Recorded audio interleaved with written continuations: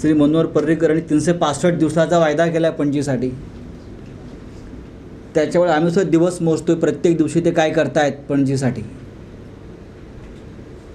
खरं म्हणजे राज्याच्या मुख्यमंत्र्यांना 365 दिवसाचा वायदा करण्याची गरज नाही. अनेक वर्ष सत्तेमध्ये या राज्यामध्ये आहेत ते. मनोहर पर्रीकर हे गोव्यातले एक सर्वोच्च नेते आहेत असं आपण जर मानलं, गोव्याचे भाग्यविधाते आहेत असं आपण जर मानलं, तर लोकांनी त्यांना बिनविरोध निवडून द्यायला हवं होतं आणि समोरच्या सगळ्या उमेदवारांचं डिपॉझिट जायला पाहिजे होतं. पण ज्या पद्धतीनं काँग्रेसला मतदान झालं आहे पणजीत, ते धक्कादायक आणि आश्चर्यकारक आहे. या BJPच्या बालेकिल्ल्यामध्ये ज्या प्रकारचं मतदान झालेलं आहे, काँग्रेसने जर अजून जास्त जोर लावला असता, पूर्वतयारी जास्त केली असती, तर ही काटेकी टक्कर झाली असती खऱ्या अर्थानं. याचा अर्थ ते आज झाली नाही असं नाही. असो, आज म्हापशातले एक प्रमुख सामाजिक कार्यकर्ते परिमल पंडित हे त्यांच्या 100 कार्यकर्त्यांसह शिवसेनेमध्ये प्रवेश करत आहेत. मी त्यांचं स्वागत करतो आपल्या सगळ्यांच्या साक्षीनं आणि त्यांना शिवसेनेमध्ये प्रवेश देतो. भगवा झेंडा घ्या. हा जो भगवा झेंडा आहे ना, त्याला एक दांडा आहे खाली. त्या दांड्याचा वापर इकडे फार करावा लागणार आहे यापुढे. की साधारण आपण ऑक्टोबर-नोव्हेंबरच्या दरम्यान उद्धव ठाकरे एक मोठं शिबिर इथे घेतात पक्ष कार्यकर्त्यांचं.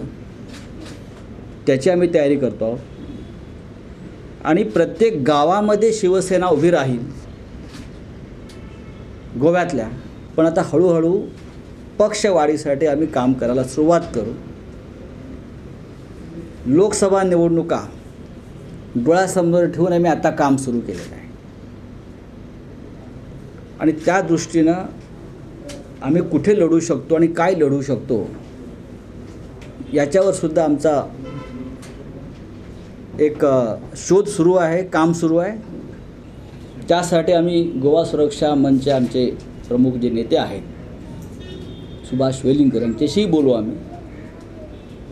कारण आम्हाला पक्षवाढीसाठी दोन्ही जागा लढणं गरजेचं आहे आणि उद्धव ठाकरेंनी त्याची परवानगी आम्हाला दिलेली आहे. आम्ही त्या लढू.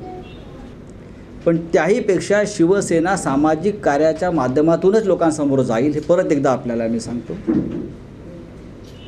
साधारण नवरात्रीनंतर गोव्यामध्ये अनेक ठिकाणी आमच्या आरोग्य शिबिरं होतील, मेडिकल कॅम्प्स होतील आणि मुंबईतून काही प्रमुख डॉक्टर्स इथे 8 दिवस येऊन राहतील.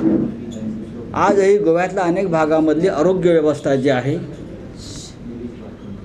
ही अपेक्षित जशी असायला पाहिजे गोव्यासारख्या राज्याला जशी नाही आहे. लोकांना अजूनही मुंबईला जावं लागतं किंवा बेळगावला जावं लागतं, कोल्हापूरला जावं लागतं. अशा सगळ्यांसाठी आम्ही कायमस्वरूपी इथे काही ॲम्ब्युलन्स देता येतील का, काही मोबाईल दवाखाने देता येतील का शिवसेनेच्या माध्यमातून, याविषयी आमचं काम चालू आहे. महाराष्ट्रामध्ये मी अशा प्रकारचं काम केलेलं आहे. आज मुंबईसह महाराष्ट्रामध्ये शिवसेनेची ओळख ही सर्वाधिक रुग्णवाहिका देणारा पक्ष म्हणून आहे. मुंबई शहरामध्ये आमच्या 200च्या वर रुग्णवाहिका एका शहरामध्ये आहे. गोव्यातसुद्धा अशा प्रकारचं काम करण्याची आमची तयारी सुरू झालेली आहे. आज आम्हाला या गोव्यामध्ये एक प्रबळ विरोधी पक्ष म्हणूनच काम करायचं आहे. गोव्यामध्ये आज एका चांगल्या विरोधी पक्षाची गरज आहे. दुर्दैवानं या गोव्याला सरकार जरी मिळालं असलं अस्थिर तरी एक चांगला विरोधी पक्ष मिळू शकलेला नाही.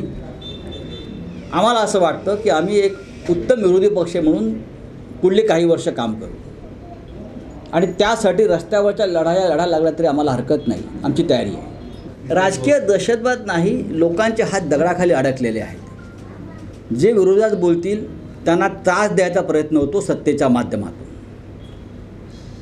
दिस इज मिसयूज ऑफ पॉवर. अनेक ठिकाणी अशा प्रकारच्या तक्रारी आमच्या कानावर आलेल्या आहेत आणि आम्ही बोलायला घाबरणार नाही. लोकांनी आमच्या मागे उभं राहावं.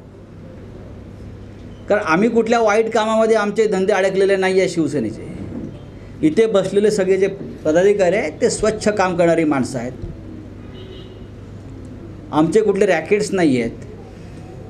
आम्ही कुठली इलिगल कामं केलेली नाही आहेत. पण बोलणाऱ्याच्या पोटापाण्याच्या धंद्यावरती गंडांतर आणायचं आणि त्याचा आवाज दाबायचा आणि त्यातून सत्ता टिकवायची,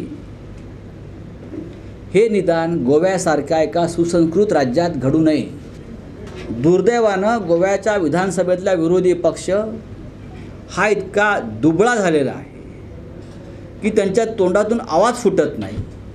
त्याच्यामुळे हे काम भविष्यात शिवसेनेला करावं लागेल आणि आम्ही ते करू.